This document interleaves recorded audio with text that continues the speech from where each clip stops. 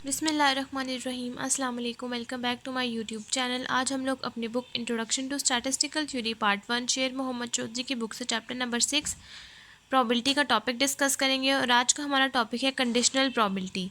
Conditional probability की हमारे पास definition है, the probability associated with the reduce sample space is called conditional probability.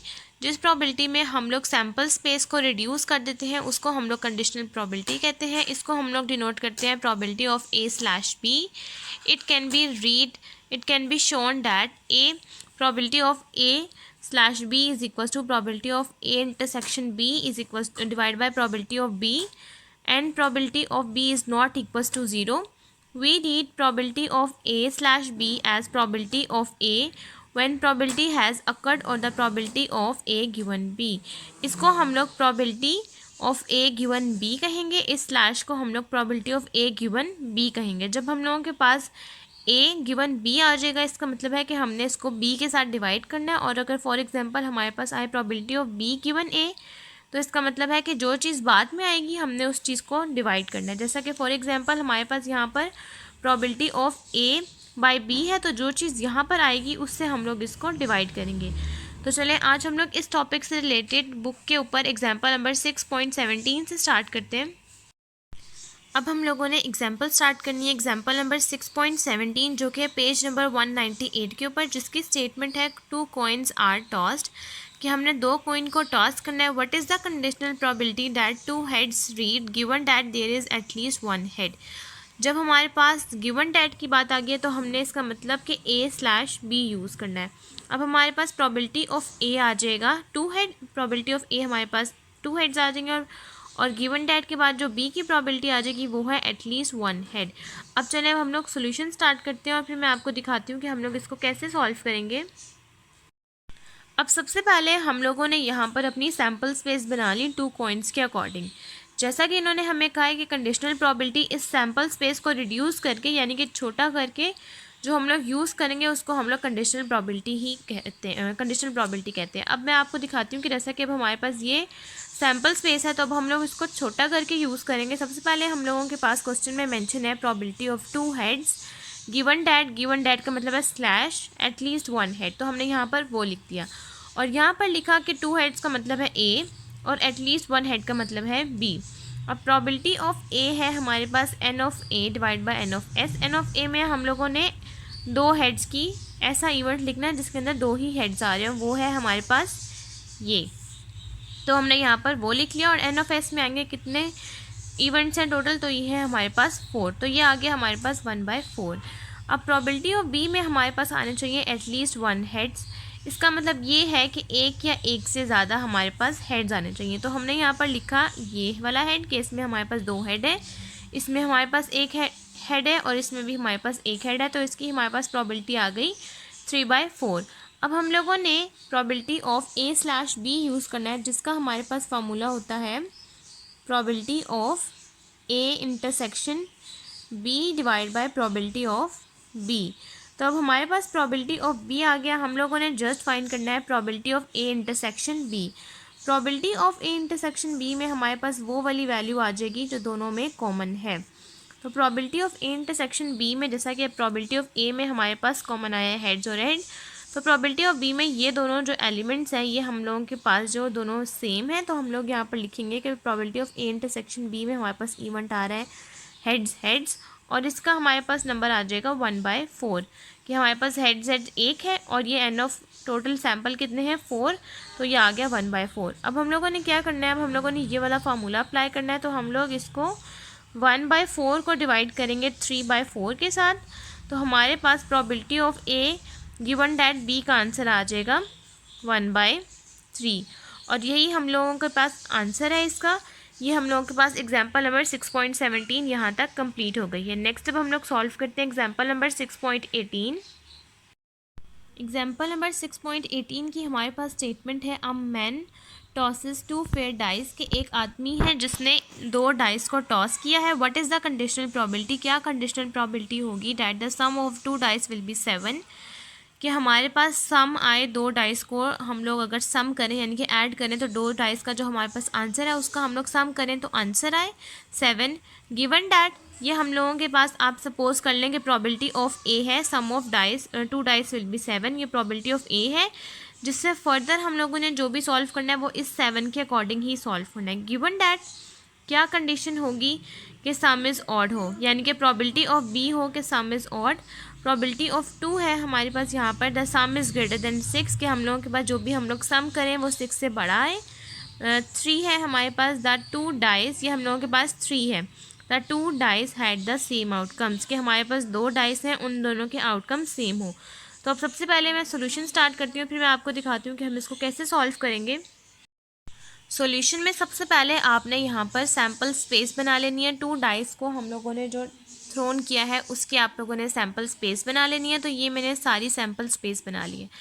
अब first में हमने क्या करना है, हमने मेंशन करना है let A be the event. उसी तरीके से हम लोगों ने यहाँ पर 4 इवेंट डिफाइन किए। ये हम लोगों के पास वो इवेंट है जिसके आगे फर्दर गिवन डैट इन तीनों के साथ अप्लाई होगा। फर्स्ट हमारा इवेंट है कि सम इज़ 7। हम लोग ए के अंदर वो इवेंट्स लिखेंगे कि जिसके हम लोग 2 डाइस को टॉस करें, 2 डाइस का जो हमारे पास आंसर है उसका सम हो 7, यानी कि ऐड करें तो हमारे पास 7 आए। बी की हम लोगों के पास कंडीशन है कि सम इज़ ऑड, जो हमारे पास 2 डाइस की वैल्यूज़ हैं उसका सम होना चाहिए उसको ऐड करने से ऑड। सी की प्रॉबिलिटी ये है कि हम लोग 2 वैल्यूज़ जो हमारे पास डाइस के अंदर ये 2 वैल्यूज़ हैं हम लोग इनको ऐड करें तो हमारे पास आंसर 6 से बड़ा है। और नंबर डी की प्रॉबिलिटी ये है कि 2 dice had the same outcome, कि हमारे पास जो 2 डाइस हैं उसके आउटकम्स दोनों के सेम होने चाहिए। सबसे पहले मैं ए बी सी डी इन सब की वैल्यूज़ लिख के दिखाती हूँ। सबसे पहले जैसा फॉर एग्जांपल मैं आपको समझा देती हूँ कि ए है, इसका सम करें तो हमारे पास 7 आए, तो हम लोग यहाँ से ले लेंगे 1 और 6। अगर आप 1 और 6 को ऐड करें तो आपके पास आंसर आ जाता है यहाँ पर 7। नेक्स्ट में आप यहाँ से 2 और 5 ले लेंगे। इसी तरीके से 4 और 3 और 4 और 3, 5 2 और 6 1, इन तीनों को आप ए के आउटकम्स के अंदर लिख लेंगे। और सम इज़ ऑड, कि आप 2 वैल्यूज़ को ऐड करें तो आपके पास ऑड नंबर आ रहा हो। ऑड मतलब है 1 3 5 7। सबसे पहले हम 1 और 2 को ऐड करें तो हमारे पास आता है 3, 4 और 5 को ऐड करें हमारे पास आता है 5, 1 और 6 को ऐड करें हमारे पास आता है 7, 3 5 7। इस तरीके से हम लोग सारे अपने इवेंट्स बना लेंगे जो कि ऑड आए, और यहाँ पर हम लोग वो लिखेंगे जिसको हम लोग ऐड करें तो हमारे पास आए 6 से बड़ी वैल्यूज़। और डी में हम लोग वो लिखेंगे कि जिनके दोनों के डाइस के आउटकम सेम हैं, जैसा कि 1 1 2 2 3 3 4 4 5 5 और 6 6। तो चलिए अब ये सारे आउटकम्स लिख के फिर मैं आपको दिखाती हूँ।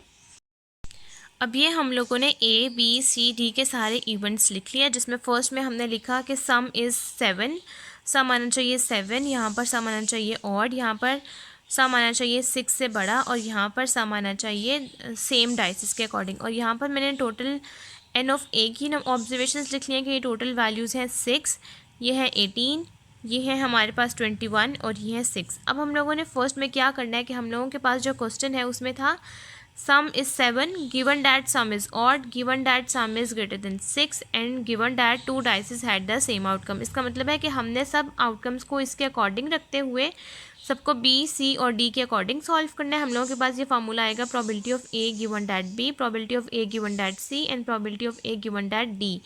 तो सबसे पहले हम लोगों ने probability of A given that B के अकॉर्डिंग फाइंड आउट करना है। तो इसका हमारे पास फार्मूला आ जाएगा probability of A intersection B divide by probability of B. Probability of B तो हमारे पास यहाँ आ चुका है जिसका आंसर है 18/36। अब हम लोगों ने फाइंड आउट करना है ए इंटरसेक्शन बी। तो उसके लिए हम लोगों ने क्या करना है कि ए की हमारे पास ये सारे आउटकम्स हैं। अब हम लोगों ने यहाँ पर जो सेम आउटकम्स जिसके अंदर आ रहा होगा हम उसको यहाँ पर ए इंटरसेक्शन बी के अंदर लिख देंगे। जो सेम आउटकम्स आ रहा होगा ए और सी के अंदर हम इसको यहाँ से वो सिलेक्ट कर लेंगे, और ए और डी के अंदर जो आउटकम्स आ रहा होगा हम उसको सिलेक्ट कर लेंगे। फॉर एग्जांपल फर्स्ट में जैसा कि हमारे पास आ रहा है 1 6, हम लोग इसको लिख देंगे। 2 5 भी आ रहा है हम लोगों के पास, 3 4 भी आ रहा है, इसी तरीके से हम लोगों के पास 4 3 भी आ रहा है, 5 2 भी आ रहा है और 6 1। हम इन सारे आउटकम्स को ए इंटरसेक्शन बी में लिख देंगे और टोटल कर देंगे। इसका आंसर आ जाएगा 6/36। अब ये पूरा कंप्लीट करके फिर मैं आपको दिखाती हूँ।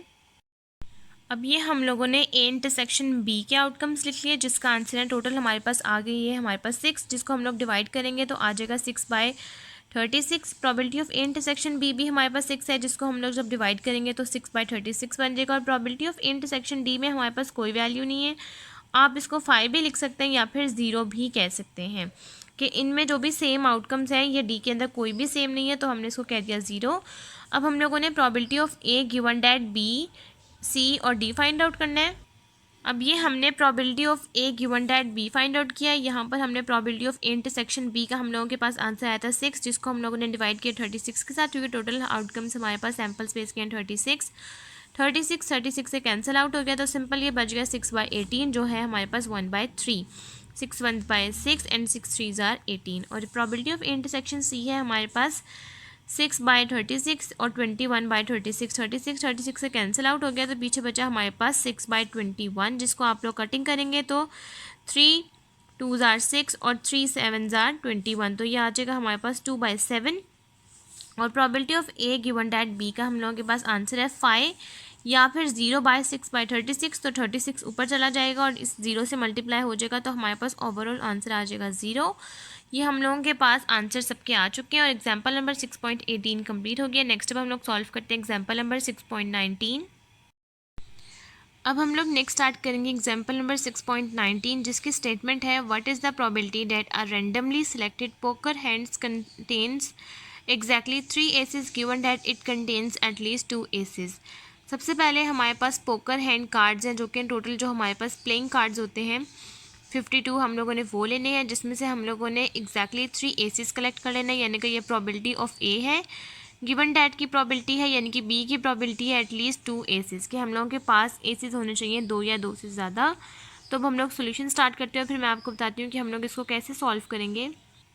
एग्जाम्पल नंबर 6.19 के सोल्यूशन में सबसे पहले आपने यहाँ मेंशन कर देना है कि let A denotes that exactly 3 aces, कि ए डिनोट कर रहा है कि हम लोगों के पास एग्जैक्टली यानी कि बिल्कुल 3 एसेस हैं, और बी डिनोट कर रहा है कि हम लोगों के पास 2 या 2 से ज़्यादा एसेस हैं। अब हम लोगों ने सबसे पहले हम लोगों ने सैम्पल स्पेस की प्रोबेबिलिटी फाइंड आउट कर लेनी है, तो ये हम लोगों के पास 3 एसेस और ये 2 एसेस, ये हो गए हम लोगों के पास टोटल 5 एसेस। हम लोगों के पास एसेस वैसे बेसिकली हम लोगों के पास 4 होते हैं, लेकिन इस कंडीशन के अकॉर्डिंग हम लोगों के पास जो इन्होंने एग्जैक्टली 3 एसेस ए की कंडीशन में कहे हुए हैं और बी की कंडीशन में हम लोगों के पास 2 कहे हुए हैं, तो ये टोटल हो गए हम लोगों के पास 5। और 52 हमारे पास प्लेइंग कार्ड्स होते हैं, तो हम लोग 52C यानी कि कम्बिनेशन 5 ले लेंगे, तो हम लोगों के पास आंसर आ जाएगा 2598960। हम लोग यहाँ पर वो लिख देंगे 2598960।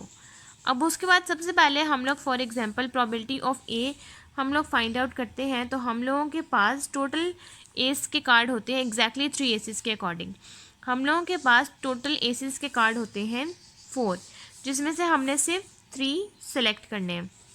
अब हम लोगों के पास 52 में से अगर 4 निकालें तो हम लोगों के पास यहाँ आ जाएगा 48, और 5 में से 3 एसेस हम लोगों ने ले लिया, पीछे कितने बचे 2।